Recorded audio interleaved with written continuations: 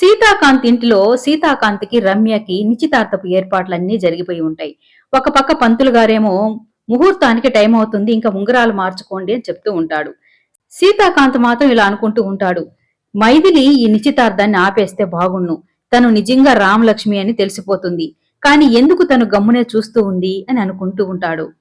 రమ్య ఇదే అదునుగా భావించి సీతాకాంత్ వేలికి రింగు తొడిగే ప్రయత్నం చేస్తూ ఉంటుంది.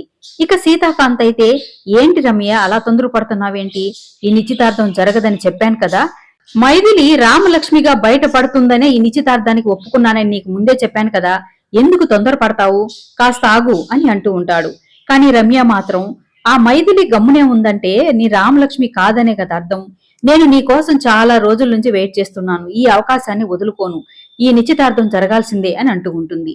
ఇక సీతాకాంత్ మాత్రం చేతిలో రింగు పట్టుకుని రామలక్ష్మి వైపు చూస్తూ, మైథిలి గారు, ఈ రింగు పెడితే మా ఇద్దరికి నిశ్చితార్థం అయిపోయినట్లే, రింగు పెట్టేస్తున్నా అని అంటాడు. ఇక రామలక్ష్మి అయితే, రింగు తొడగడానికి ఆలోచిస్తున్నారేంటి, పైగా పంతులు గారు కూడా ఆలస్యం అవుతుందని చెప్తున్నారు కదా, తొడగండి అని అంటూ ఉంటుంది. కానీ సీతాకాంత్ మాత్రం, ఏంది తను ఇలా మాట్లాడుతుంది, తను నిజంగా రామలక్ష్మి కాదా, కాని నా మనసు మాత్రం తనే రామలక్ష్మి అని చెప్తుంది అని అనుకుంటూ ఉంటాడు. రామలక్ష్మి ఇలా అనుకుంటూ ఉంటుంది, నా అంతట నేనుగా నిశ్చితార్థాన్ని ఆపేస్తే నేనే రామలక్ష్మి అని మీకు తెలిసిపోతుందండి, అందుకే మీ అంతట మీరే నిశ్చితార్థాన్ని ఆపేలా ప్లాన్ చేశాను అని అనుకుంటూ ఉంటుంది. వాచ్మెన్ పరిగెత్తుకుంటూ వచ్చి, సార్ జానకిరామ్ బాబు బయటికి వెళ్లిపోయాడు, నేను బయటికి వెళ్లిపోతున్నాను అని చెప్పాడు అని అంటాడు. ఇక సీతాకాంత్ కంగారుగా, ఏంటి నాన్న బయటికి వెళ్లిపోతూ ఉంటే నువ్వేం చేస్తున్నావు అని అడగడంతో, ఎక్కడికి వెళ్తున్నావు బాబు అని ఆపే ప్రయత్నం చేశాను సార్, కానీ నన్ను బెదిరించి నీకెందుకు అని వెళ్లిపోయాడని చెప్తాడు. సీతాకాంత్ కంగారుగా తన చేతిలో ఉన్న రింగును అక్కడ పడేసి రామ్ కోసం వెళ్లబడుతూ ఉంటే రమ్య అడ్డుపడుతుంది. మీరు వెళ్లడానికి లేదు, నా చేతికి రింగు తొడిగిన తర్వాతే మీరు వెళ్ళాలి, ఈ నిశ్చితార్థం జరిగి తీరాలి అని అడ్డుపడుతుంది. ఏం మాట్లాడుతున్నావు రమ్య నువ్వు, ఒక పక్క నాన్న కనిపించట్లేదని నేను కంగారు పడుతూ ఉంటే రింగు తొడగమంటావేంటి బుద్ధి లేకుండా అని సీతాకాంత్ అంటూ ఉంటే, ఇక శ్రీలత కూడా, రింగు తొడగడానికి ఎంతసేపు పడుతుంది సీత, తొడిగేసి వెళ్ళొచ్చు కదా అని అంటూ ఉంటుంది. ఇక రమ్య అయితే, పోతే పోనివ్వండి, ఎక్కడికి వెళ్తాడు, వాడేమైనా చిన్నపిల్లవాడా, అయినా నీ సొంత కొడుకైనట్టు తెగ బాధపడుతున్నావేంటి అని రమ్య అంటుంది. ఇక సీతాకాంత్ కోపంగా, రమ్య అని గట్టిగా అరుస్తాడు, నువ్వు బాబుని ప్రేమగా చూసుకుంటున్నావు, నిశ్చితార్థం పేరుతో నిన్ను బాధ పెడుతున్నానేమో అనుకున్నా, కానీ నీ బుద్ధి ఏంటో నాకు ఇప్పుడు తెలిసింది, నేను ఈ నిశ్చితార్థాన్ని ఆపేస్తున్నాను, పెళ్లి చేసుకోవడం కూడా నాకు ఇష్టం లేదు అని తను అక్కడి నుంచి వెళ్లిపోతాడు. శ్రీలత అయితే రమ్య అని తిడుతూ ఉంటుంది, సీతకి రామ్ అంటే ఎంత ఇష్టమో తెలుసు కూడా ఏ మాట అయితే అనకూడదు అదే మాట అన్నావు, ఇక ఈ నిశ్చితార్థం జరగదు, అనవసరంగా ప్లాన్ అంతా పాడు చేశావు అని అంటూ ఉంటుంది. ఈ రామ్ ఇప్పుడే వెళ్లాలా, నిశ్చితార్థం అయ్యేదాకా ఉండి తర్వాతైనా వెళ్లి ఉంటే నా నిశ్చితార్థం జరిగి ఉండేది కదా అని రమ్య అంటూ ఉంటుంది. ఇక రామలక్ష్మి అయితే మనసులో ఇలా అనుకుంటూ ఉంటుంది, నిశ్చితార్థం జరగనీయకుండా చేసింది నేనే అని మీకు తెలీదు అని తను చేసిన పనిని గుర్తు చేసుకుంటుంది. రామ్ గార్డెన్ లో కూర్చొని బాధగా ఉంటే రామలక్ష్మి వస్తూనే రామ్ను చూసి, ఏంటి రామ్ అలా దిగులుగా కూర్చొని ఉన్నావు అని అడుగుతుంది. ఇక రామ్ అయితే, నాకు ఈ నిశ్చితార్థం జరగడం ఇష్టం లేదు మిస్ అని చెప్తాడు. కానీ మనసులో ఇలా అనుకుంటాడు, మా నాన్న పక్కన ఉండాల్సింది ఆ రమ్య కాదు మీరే మిస్ అని అనుకుంటాడు. రామలక్ష్మి అయితే, ఈ నిశ్చితార్థం నీకెందుకు ఇష్టం లేదు చెప్పు అని అడుగుతూ ఉంటే, తర్వాత చెప్తాను మిస్, ఈ నిశ్చితార్థాన్ని ఆపడానికి ఏదన్నా సలహా ఇస్తారా అని అడుగుతాడు. ఇక రామలక్ష్మి అయితే మనసులో అనుకుంటుంది, నేను ఆపాలి అనుకున్నాను, కానీ నీకు కూడా ఇష్టం లేదని తెలిసింది కదా, నిన్ను అడ్డు పెట్టుకుని ఈ నిశ్చితార్థాన్ని ఆపతాను అని అనుకుని ఇక రామ్తో ఇలా చెప్తూ ఉంటుంది, నేను నీకు సైగ చేసినప్పుడు నువ్వు నేరుగా బయటికి వెళ్లి నా కారులో కూర్చో, వెళ్లేటప్పుడు వాచ్మ్యాన్ తో నేను బయటికి వెళ్లిపోతున్నాను అని చెప్పేసి వెళ్ళు అని అంటుంది.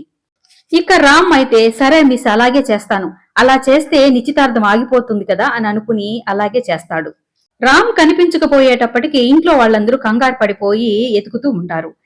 రామలక్ష్మి నేరుగా తన కారు దగ్గరికి వెళ్లి రామ్ అని పిలుస్తుంది.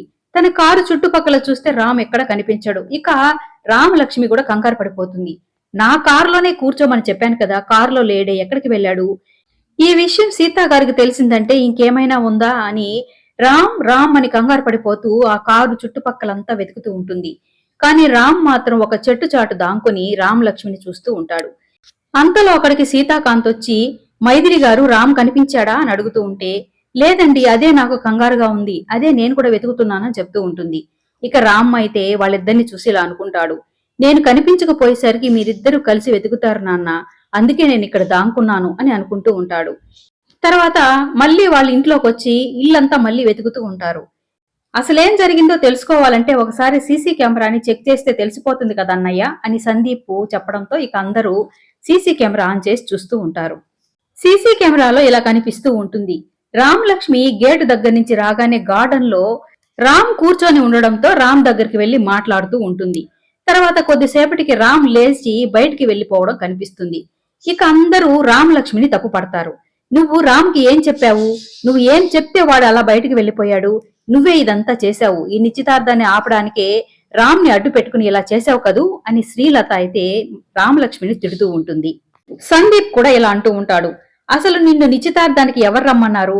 నువ్వు మా రామలక్ష్మి వదిన రూపంలో ఉంటావు అంతే, కానీ ఏదో బంధువైనట్టు అన్నిటికీ మా ఇంటికి వచ్చేసి అన్నిట్లో తలదూరుస్తూ ఉంటావెందుకు అని అంటూ ఉంటాడు. శ్రీలత అయితే నేను మొదటి నుంచి నిన్ను గమనిస్తూనే ఉండా, నీ చూపుల్లో ఏదో తేడా ఉంది. నువ్వు అనవసరంగా మా ఇంటికొచ్చి అన్ని విషయాల్లో తలదూర్చి ఈ నిశ్చితార్థాన్ని ఆపే ప్రయత్నం చేస్తున్నావు. నీ మనసులో ఏ దురుద్దేశము లేకపోతే ఇలా ఎందుకు చేస్తావు? మర్యాద ఇక్కడి నుంచి వెళ్ళు అని తిడుతూ ఉంటుంది. ఇక సీతాకాంత్ అయితే వాళ్ళమ్మ నరుస్తూ ఉంటాడు. అమ్మా ఇంక ఆపు, తనేం చేసింది? మైథిలి గారికి కూడా రామ్ అంటే చాలా ఇష్టం, తనెందుకు అలా చేస్తుంది అని అంటూ ఉంటాడు. నువ్వు ఆపు సీత, నీకేమీ తెలీదు అని శ్రీలత అంటూ ఉంటే, చూడమ్మా ఇప్పుడు మనం చెయ్యాల్సింది ఒకరినొకరిని నిందించుకోవడం కాదు. ముందు నాన్న ఎక్కడున్నారో వెతకండి, మీరు మళ్ళీ ఇంటి చుట్టుపక్కల ఎక్కడున్నారో వెతకండి, నేను బయటికి వెళ్లి వెతుకుతాను అని సీతాకాంత్ వెళ్లబోతూ ఉంటే ఇక రామలక్ష్మి కూడా నేను కూడా మీతో వస్తానండి అని అంటుంది. సీతాకాంత్ రామలక్ష్మి ఇద్దరు బయటకు వచ్చి కారు చుట్టుపక్కల రామ్ ని పిలుస్తూ ఎతుకుతూ ఉంటారు. సీతాకాంత్ అయితే మనసులో ఇలా అనుకుంటాడు. నిజంగా మైథిలి గారే ఈ నిశ్చితార్థాన్ని కానీ ఆపేసి ఉంటే నాకంటే సంతోషించే వాళ్ళు ఎవ్వరూ ఉండరు అని అనుకుంటూ రామ్ కోసం వెతుకుతూ ఉంటాడు. ఇక రామ్ ఏమో చెట్టు చాటున నిలబడి వాళ్ళిద్దరిని గమనిస్తూ ఉంటాడు.